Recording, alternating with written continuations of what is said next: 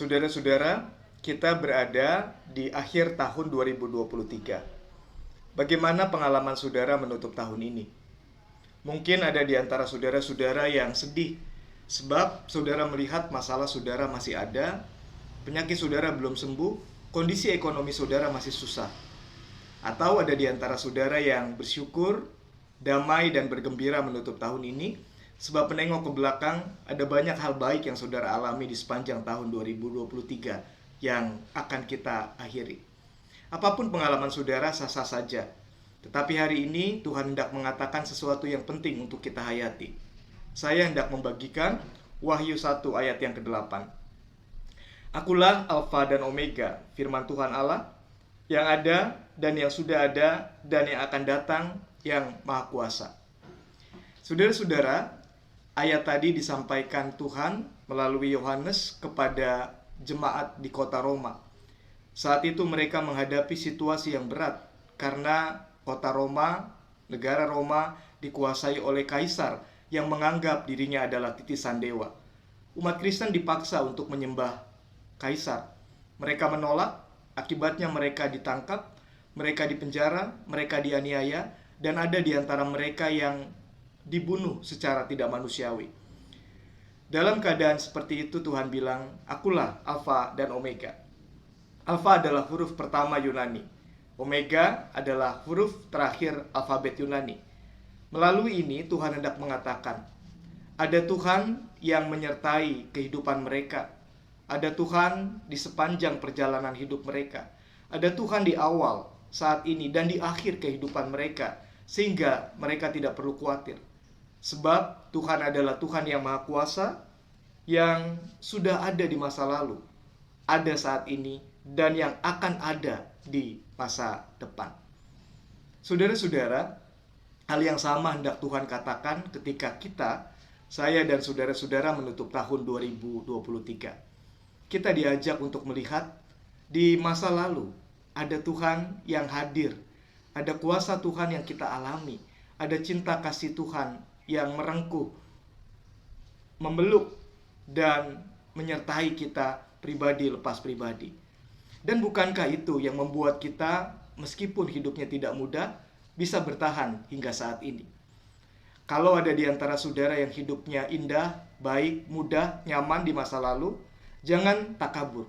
Ingat, itu terjadi karena ada kuasa dan kasih Tuhan di masa lalu kehidupanmu. Hari ini kita juga diminta untuk menghayati ada Dia saat ini. Karena itu kita diminta Tuhan untuk menutup tahun 2023 dengan pengalaman, dengan perasaan, dengan sikap iman yang damai sejahtera, sukacita, dan penuh pengharapan. Sebab Dia yang berkuasa di masa lalu adalah Dia juga yang saat ini berjalan bersama dengan kita detik demi detik dan setiap saat. Dia juga adalah pribadi yang sama yang akan datang. Artinya, waktu saudara dan saya tidak tahu apa yang akan terjadi di tahun 2024. Kondisi politik tidak kita ketahui. Bagaimana? Siapa pemimpin yang akan terpilih tidak kita ketahui.